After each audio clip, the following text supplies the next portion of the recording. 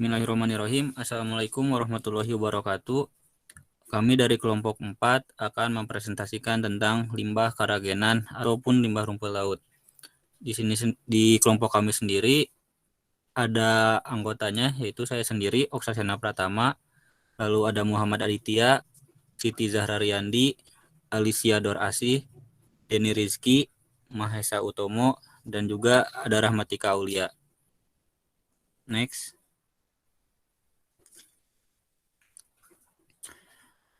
Pembuatan PowerPoint kami sendiri dilatar belakangi oleh bahan pangan maupun pangan memiliki prospek yang baik untuk dikembangkan karena ekosistem di daratan tidak mampu memenuhi kebutuhan pangan bagi populasi manusia yang meningkat pesat. Ini menurut Angka dan Suhartono tahun 2000. Jumlah permintaan rumput laut di Indonesia dari tahun ke tahun sendiri mengalami peningkatan mulai dari tahun 2016 sampai 2019 sehingga jumlah produksi rumput laut ikut meningkat. Terlepas dari potensi yang dihasilkan dari produksi rumput laut juga menimbulkan masalah perairan maupun lingkungan seperti limbah karagenan atau rumput laut. Karagenan merupakan senyawa hidrokoloid yang diperoleh dari jenis rumput laut Euchema sp. Produk akhir dari karagenan berbentuk bubuk kering dengan warna putih kekuningan, tidak berbau dan tidak berasa. Menurut data dari Kementerian Perindustrian tahun 2018, Indonesia memiliki lebih dari 50 perusahaan pengelolaan rumput laut di mana industri pengolahan karagenan menghasilkan limbah per tahunnya sebanyak 11.500 sampai 15.000 ton. Kurang dimanfaatkannya limbah hasil karagenan ini mengakibatkan limbah dari tahun ke tahun mengalami penumpukan sehingga perlu adanya penanganan limbah yang berkelanjutan serta menghasilkan produk baru yang memiliki nilai ekonomis. Next. Tujuannya sendiri adalah untuk mengetahui penanganan limbah yang tepat, menjawab masalah terkait limbah karagenan, serta mengetahui potensi dari limbah sebagai produk yang memiliki nilai ekonomis. Manfaat yang didapat yaitu mengetahui bagaimana proses dari pemanfaatan limbah menjadi produk bernilai sehingga para petani maupun para produksi produk olahan rumput laut dapat memaksimalkan produknya sehingga rumput laut yang dimanfaatkan lebih efektif. Diharapkan dengan mengetahui manfaat dari pengolahan limbah rumput laut dapat menurunkan peningkatan limbah rumput laut dari tahun ke tahun. Next. Definisi dari karagenan sendiri yaitu polisakarida linear bersulfat yang diekstraksi dari rumput laut merah tertentu kelas Rhodophyceae. Ini menurut Sperisa et al. 2011. Yang berikutnya akan dilanjutkan oleh Mahesa Utomo. Mangga, Mahesa. Terima kasih Kang Oksa. Di sini saya akan menjelaskan tentang sumber limbah dari karagenan atau rumput laut. Karagenan diperoleh dari proses pengendapan rumput laut dengan penambahan alkohol, pengeringan, dan penepungan menurut Winarto 1996. Limbah cair bersumber dari sisa air pencucian, air pemasakan, dan sisa larutan hasil proses alkalisasi rumput laut. Yang ketiga, ada industri yang mengolah rumput laut menjadi agar-agar. Menurut Lopis dan Yumas 2017, limbah padat rumput laut berasal dari sisa hasil sortiran rumput laut dalam bentuk talus yang rusak atau patah dan padatan dari hasil ekstraksi rumput laut. Menurut Rianto dan dalam Hartini tahun 2001, pengolahan rumput laut hasil pengolahan agar-agar kertas menghasilkan limbah padat yang berasal dari ampas hasil proses penyaringan dan penerisan. Next. Penanganan limbah pada umumnya, limbah padat dari industri pengolahan rumput laut hingga saat ini belum termanfaatkan dan pembuangan akhirnya menjadi masalah bagi perusahaan. Limbah cair apabila dibuang langsung ke sungai dapat menyebabkan pencemaran lingkungan. Dan setelah saya cari di jurnal, penanganan pada umumnya itu langsung pada penanganan pengolahan. Penanganan pengolahan ini salah satunya ada pembuatan papan partikel. Pembuatan papan partikel ini dapat dilakukan karena selulosa yang terkandung dalam limbah karagenan memiliki sifat menolak air sehingga panel yang dibuat akan memiliki sifat yang tahan air. Produk-produk komposit ini untuk bahan bangunan yang mempunyai sifat tahan air sangat diminati pada saat ini. Next. Dan alternatif penanganan limbah ada proses pickling. Pickling adalah proses penghilangan karat pada benda yang akan dilapisi menggunakan larutan asam HCl atau H2SO4. Mencampurkan limbah rumput laut yang mengandung kalium atau KOH yang bersifat basa dengan limbah pickling industri pelapisan logam yang mengandung besi atau FeCl yang bersifat asam akan membentuk KCl yang bersifat netral. KCl dan Fm merupakan mikronutrien untuk tanaman, jadi limbah dari industri rumput laut dapat dimanfaatkan secara bersamaan dengan limbah cair proses pickling untuk dijadikan pupuk buatan. Menurut Aryani et al. 2015.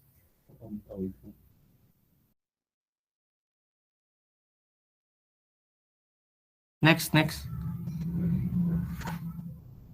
Selain ada proses pickling, ada proses pengolahan air limbah dari alkali trichotillonil menjadi pupuk tanaman, sehingga memberikan nilai tambah pada proses limbah HTC. Boleh di next, Kang?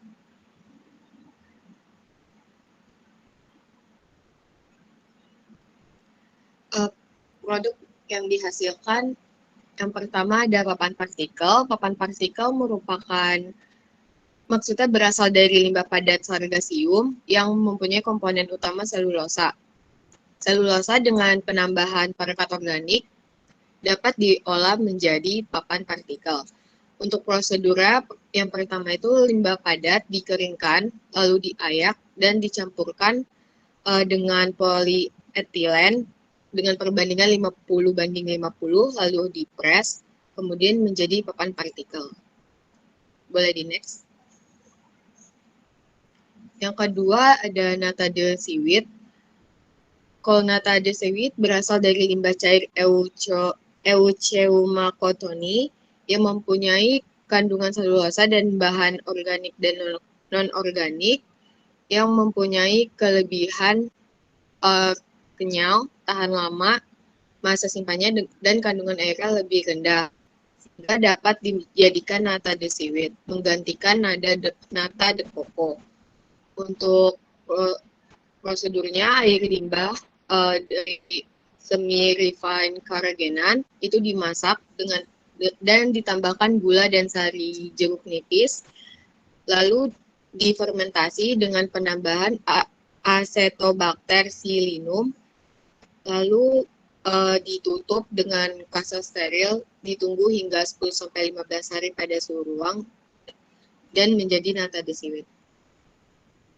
Next.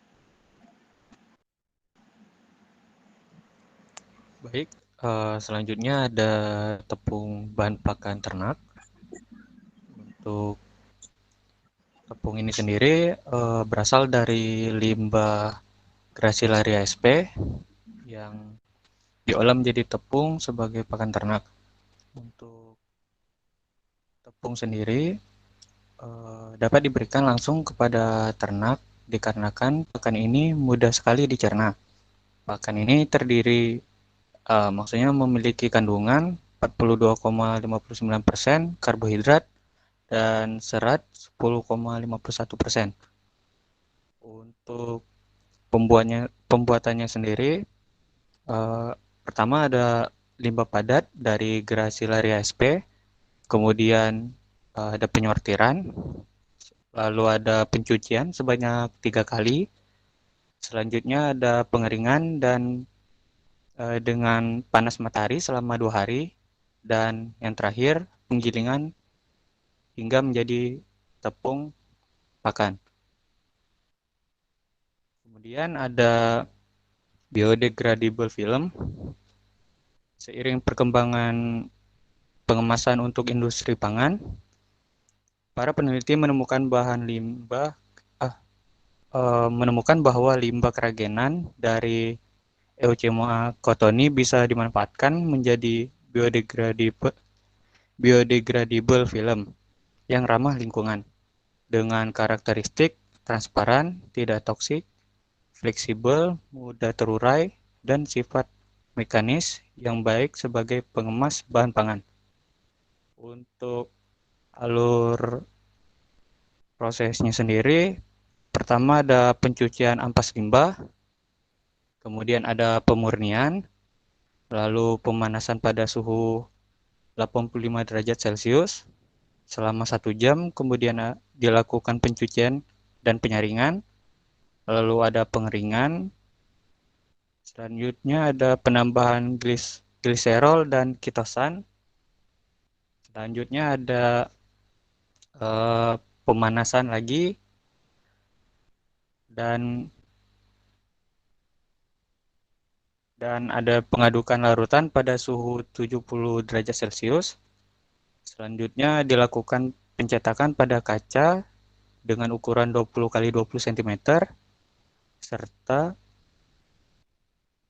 pengeringan selama 2 hari hingga menjadi produk akhir yaitu biodegradable film.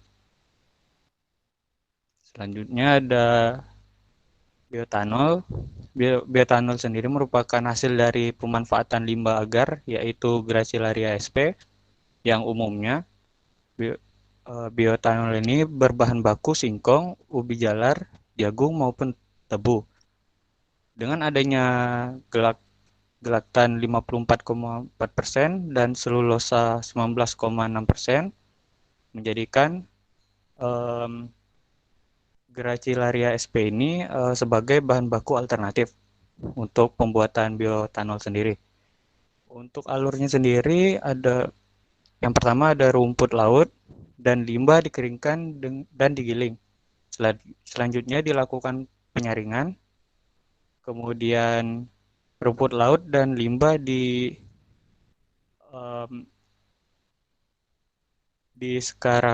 skarifikasi. Selanjutnya dilakukan hidrolisis selulosa dengan perlakuan hidrolisis asam dan hidrolisis enzimatis. Selanjutnya dibuat medium fermentasi dengan 100 ml hidrolisis dalam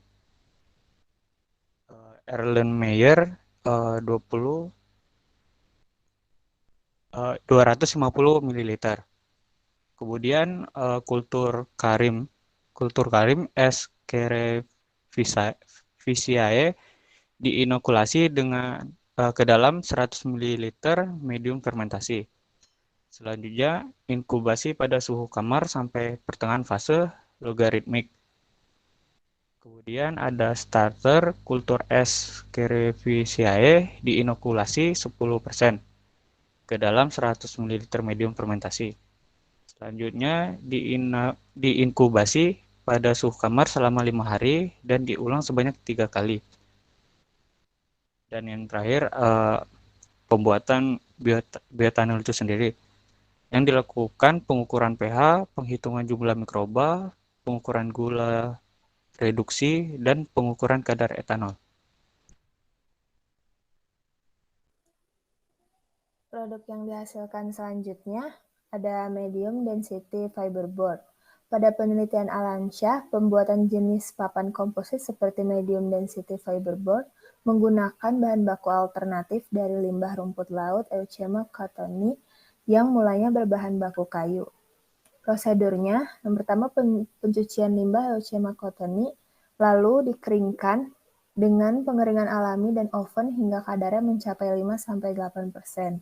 Lalu digiling hingga berbentuk serbuk, lalu penambahan serbuk kayu pada serbuk limbah dengan perbandingan 50:50, kemudian serbuk dicampur dengan perekat epoksi, lalu pengempaan dengan kempa panas dengan suhu 170 derajat Celcius dan tekanan 45 PA selama 25 menit.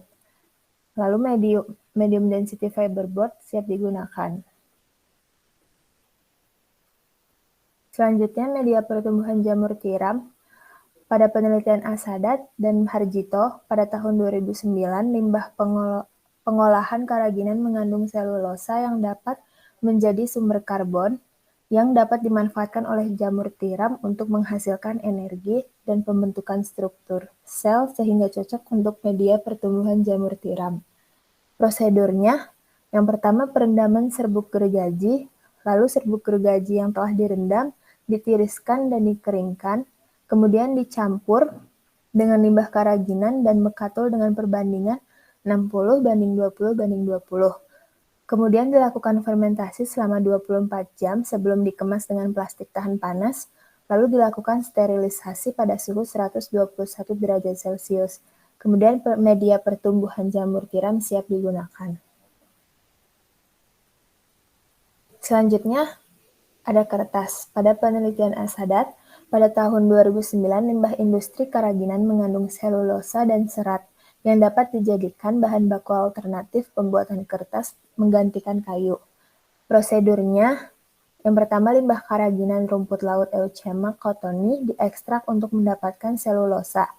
Lalu limbah keraginan diputihkan dengan klorin, kemudian limbah keraginan dibuat menjadi bubuk kertas, lalu dicetak dengan wadah pencetak, kemudian dikeringkan, lalu lembaran kertas siap digunakan. Yang terakhir ada pupuk cair. Pupuk cair dari limbah padat Euchema cottoni kaya akan unsur hara makro dan mikro seperti kalsium, potasium, nitrogen, fosfor, kalium, magnesium, sulfur, tembaga, zat besi, mangan, seng, boron, senyawa organik, dan abu. Selain itu juga mengandung hormon pemacu tumbuh seperti auksin, giberelin, dan sitokinin yang terdiri dari kinetin dan zeatin. Prosedur yang dilakukannya, yang pertama 20 gram limbah keraginan kering dialkalinasi dalam larutan NaOH 240 ml pada suhu 100 derajat Celcius selama 3 jam. Kemudian limbah tersebut dicuci dengan air sampai pH-nya mencapai 11. Kemudian direndam dalam larutan H2O2 sebanyak 600 ml, lalu dicuci dengan air sampai pH-nya netral. Kemudian disaring dan dikeringkan pada suhu kamar, lalu selulosanya akan terbentuk.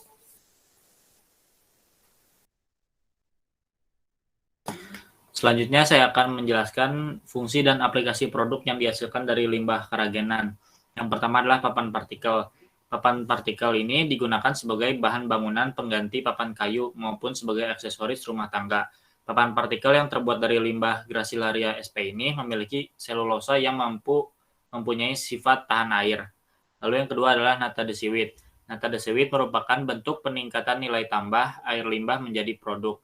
Nata de seaweed memiliki kandungan nutrisi yang lebih baik dari nata de coco karena memiliki kandungan lemak, serat, dan protein yang lebih tinggi, serta tidak memerlukan penambahan asam asetat seperti halnya pembuatan nata de coco. Next.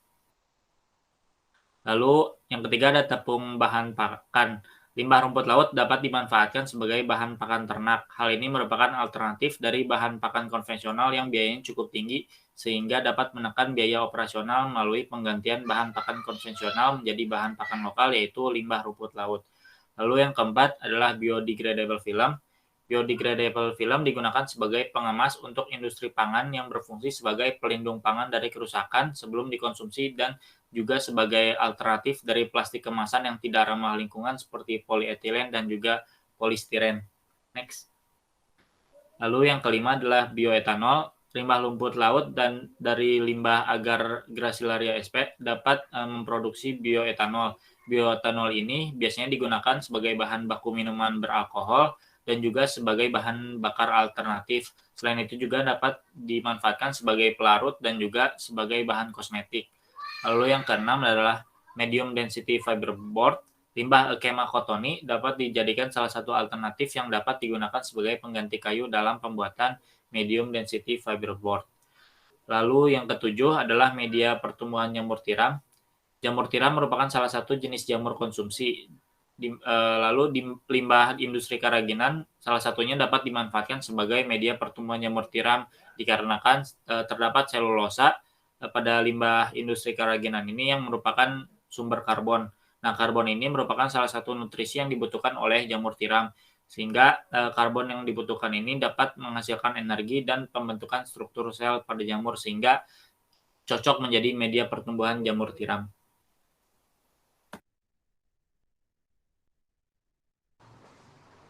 Selanjutnya, saya akan menjelaskan mengenai yang ke-8, yaitu kertas. Pembuatan kertas dari limbah industri keraginan dapat menjadi alternatif dari keberadaan kayu yang semakin langka saat ini. Limbah industri kerajinan dapat digunakan sebagai bahan baku pembuatan kertas karena keberadaan serat pada rumput laut. Kelebihan kertas yang terbuat dari limbah industri kerajinan yaitu proses produksi kertas dari limbah industri kerajinan tanpa menggunakan alkali berkonsentrasi tinggi. Panjang seratnya seragam sehingga permukaannya lebih halus, serta kerapatan serat yang sangat padat sehingga tidak membutuhkan materi pengisi di antara serat seperti pada kertas dan kayu. Yang ke-9 ada pupuk cair. Pemanfaatan limbah rumput laut ini diharapkan dapat mengurangi limbah sisa olahan rumput laut sekaligus sebagai alternatif pemecahan permasalahan lingkungan yang dihadapi industri pengolahan rumput laut. Selain itu, penggunaan pupuk cair organik ini dapat mengurangi penggunaan pupuk kimia yang dapat berdampak buruk terhadap pencemaran tanah dan air, penurunan tingkat kesuburan tanah, kesehatan manusia, dan harganya yang mahal. Next. Yang terakhir ada selulosa. Limbah industri rumput laut yang banyak menghasilkan selulosa dapat digunakan untuk pembuatan kertas serta derivat selulosa yang dapat menghasilkan produk dengan sifat-sifat yang beragam. Penggunaan selulosa sangat luas mulai dari bidang industri film transparan, film fotografi, sinar X, plastik biodegradable, hingga untuk membran yang digunakan di berbagai bidang industri. Next. Selanjutnya ada kesimpulan saran. Untuk kesimpulan, penanganan limbah kerajinan yang tepat dapat memunculkan potensi ekonomi yang cukup besar, dikarenakan berbagai produk yang dapat dibuat dari hasil daur ulang limbah kerajinan. Untuk sarannya yaitu, sebaiknya industri yang bergerak di bidang pengolahan rumput laut bisa fokus juga untuk mengolah limbah rumput laut, agar tidak terjadi penumpukan yang dapat mencemari lingkungan. Next. Nah, sekian yang dapat kelompok kami sampaikan mengenai limbah rumput laut atau limbah kerajinan. Kurang lebihnya kami mohon maaf dan terima kasih. Kemudian untuk teman-teman yang memiliki atau mempunyai pertanyaan bisa berkomentar di kolom chat YouTube atau di postingan Google Classroom. Terima kasih.